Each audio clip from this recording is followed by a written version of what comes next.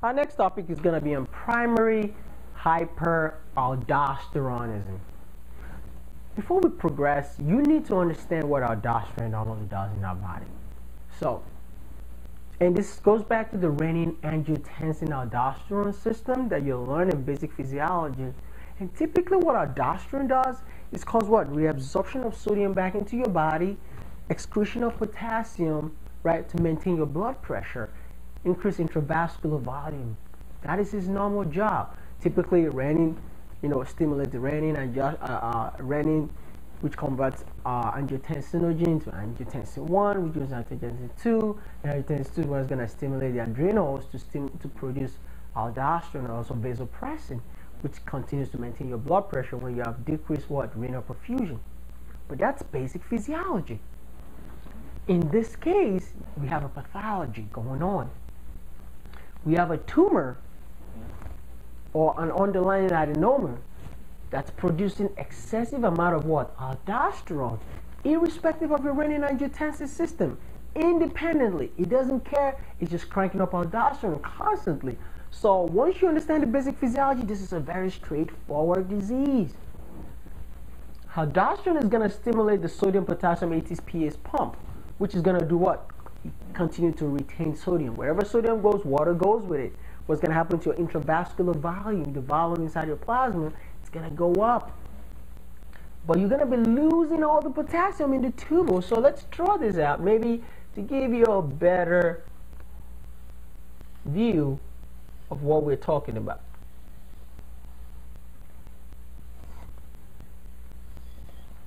So here's your collecting duct, the collecting tubules, and you have all these cells inside there, right? And aldosterone will act in the cells of these tubules so you can do what? You reabsorb sodium back into your body, but the problem is you're going to be losing all your potassium into the renal pelvis and excreting it out. It's also going to cause you to what? To secrete hydrogen ions.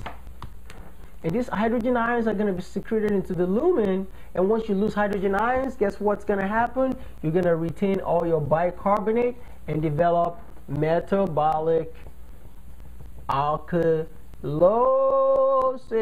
because alkalosis is what? Elevated amount of bicarbonate in the blood, because aldosterone is constantly secreting all the hydrogen ions, and now you're losing hydrogen ions, so you're losing potassium, so you become hypokalemic, and you develop metabolic alkalosis from losing all the hydrogen ions from excess aldosterone in the medullary collecting what? Tubules. Well, we don't know what we're going to do, right? No, we do know what we're going to do. We're going to find what's causing this. Well, there's different things that can cause this, right? So let's take a look at the adrenal glands.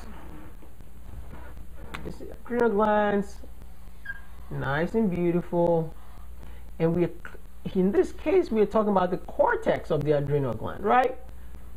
In the adrenal cortex you have the zona glomerulosa, right, and the zona fasciculata, and you have the zona reticularis.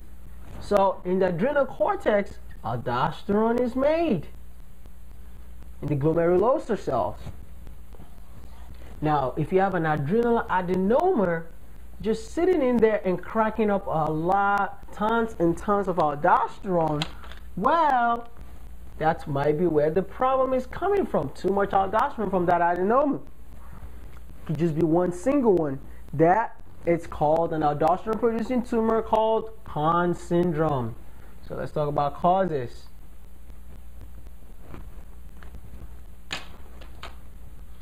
Single adrenal adenoma, and that's Conn syndrome. Well, we can also have bilateral adrenal hyperplasia. Both adrenal acting up, getting hyperplastic, cranking up aldosterone. The last but not the least could be an adrenal carcinoma. That is very rare, But Conn syndrome, one single adrenal adenoma just cranking up aldosterone, is probably the most common that you're probably going to see in most cases. Now, what are these patients going to present with? Just from your basic physiology, if a patient is reabsorbing all their salt and retaining all this water, what do you think is going to happen to their blood pressure? Ah, wait a minute.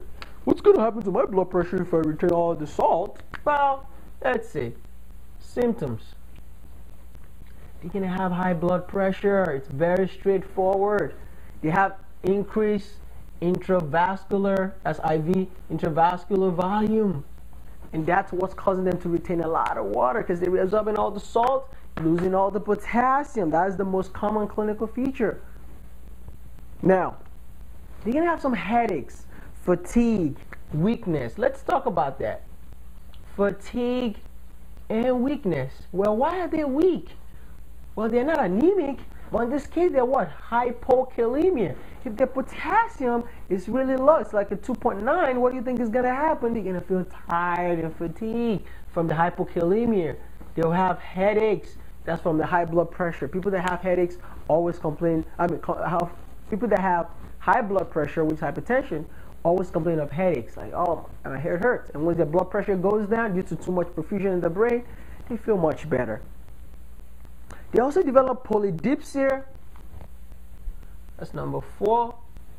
Polydipsia and polyuria. Well, in this case, they just peeing a lot of food out. And that's usually due to the hypokalemia. That's what's causing them to have a lot of polydipsia. They're drinking a lot of water and they're also peeing out. But the key thing you need to understand in patients with primary aldosterone, although they retain all this fluid, they retain all this salt, they do not, I repeat, this is very important that you understand this, they do not have peripheral edema. I'll put a star next to that, tattoo that on your ankle, no peripheral edema. So their legs is not swollen or big or anything. Nope, you're not going to see that. That's the difference. So now let's figure out exactly how we're going to diagnose this patient. To make the diagnosis,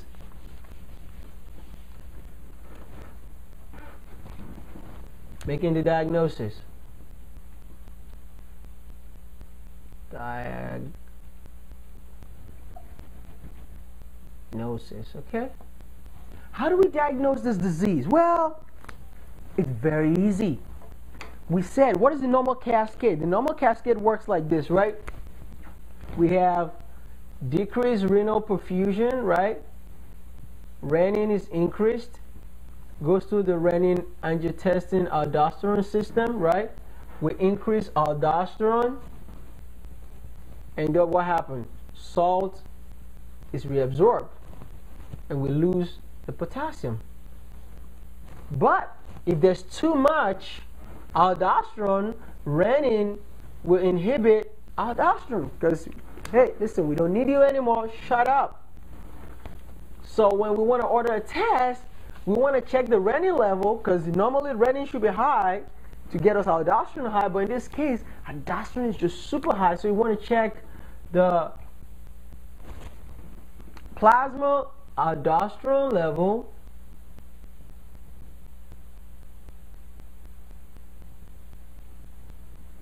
to renin ratio. That's what you want to check, to plasma renin. That's what you want to check for. If it's greater than 30, well, guess what? You figured aldosterone is very, very elevated. So if the elevated amount of aldosterone is going to tell you this patient has primary aldosteronism. Well, we can also do the most diagnostic test we can actually use to diagnose this patient, which is even more diagnostic, aside from plasma. Actually, I want you to ignore the number, but what I want you to know here is the plasma aldosterone level is very, very high compared to renin. But there's something called a saline infusion test. Now, saline is just sodium chloride, right?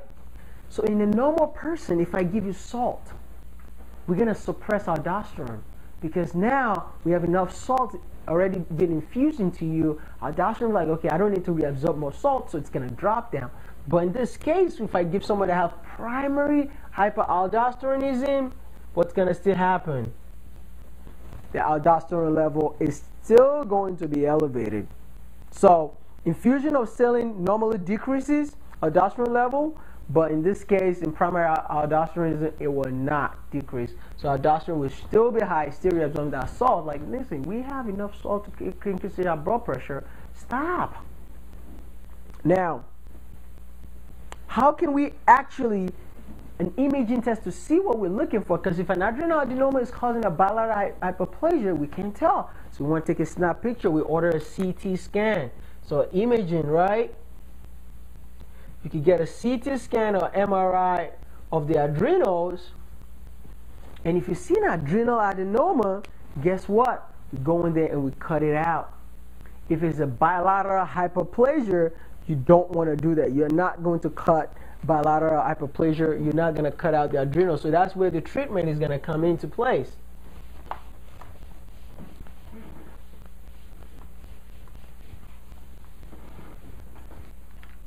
So, treatment.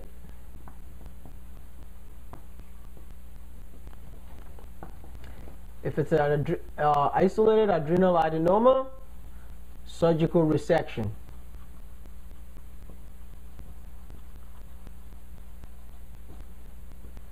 If it's bilateral hyperplasia, we give them spironolactone. You give them a medication called spironolactone, an aldosterone antagonist, right? It's going to inhibit the action of aldosterone, and usually you don't do surgery. And that's basically how you treat it. If it's cancer, then we're going to have to cut it out. And that's pretty much it, guys. We've gone through primary hyperaldosteronism. Too much aldosterone, we're absorbing too much salt, so losing a lot of potassium. Develop hypokalemia. You develop metabolic alkalosis, because so the way I remember alkalosis, right? Let's spell it out again. Alkalosis.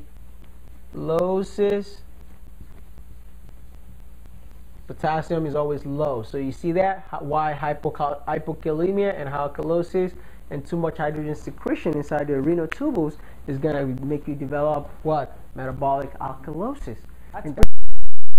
So how do we determine if it's just one single adrenal adenoma or actually a bilateral hyperplasia?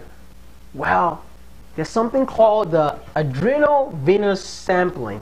Well, we're going to sample the adrenal vein, like the adrenal vein, to see how much aldosterone is inside the vein. Well, if the aldosterone level is high on just one side, right? So let's say just one side has elevated amount of aldosterone and the other side doesn't. That's a single adrenal adenoma, although we can pick that up on CAT scan. So if it's one side, we know that's a adrenal adenoma. However, if it's on two sides and we notice high levels of aldosterone on both sides, that's telling us that's bilateral adrenal hyperplasia, because the elevated amount of venous sampling on both sides is telling us aldosterone is produced on both sides. That's an hyperplastic process, not necessarily just an adenoma on one side. So an adenoma would be something like this on one side, and if it's an hyperplasia, both glands are going to be hyperplastic. Okay? All right. Pretty much it. Remember, this patient is going to have hypertension. They're going to have some headaches, all right, weakness, fatigue. But the two key differences, if it's just one single adrenal adenoma, one single, we take it, we suck it out, surgery. But if it's bilateral hyperplasia, you don't want to go cut out both adrenals. So you give them spironolactone, inhibit that aldosterone from working, and that's pretty much the end of the story. I hope you enjoyed this lecture. Sit back and have a great day. Take care. Thanks for watching. Bye-bye.